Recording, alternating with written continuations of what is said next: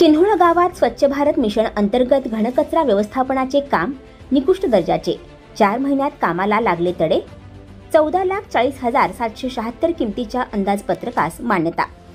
घनकचरा प्रकल्प कामाची चौकशी करण्याची मागणी। चिखली तालुक्यातील किन्होळा गावातील घनकचरा व्यवस्थापन योजनेचा बोजवारा शासनाची दिशाभूल करणाऱ्यांवर कारवाईची मागणी।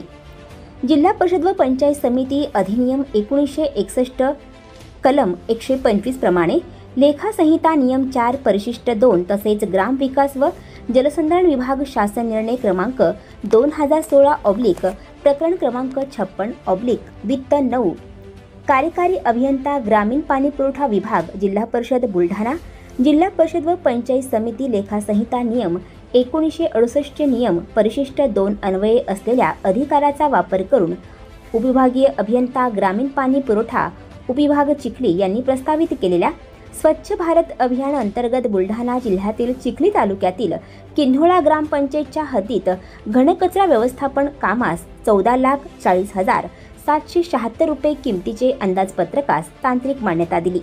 सदर घनकचरा व्यवस्थापनाचे काम निकृष्ट दर्जाचे झाले असून 30 पत्राचे लोखंडी शेड तयार करून बोगसरित्या काम झाले आहे।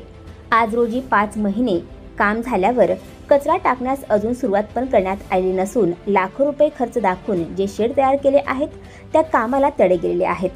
सदरील कामाची लवकरात लवकर चौकशी करण्यात यावी।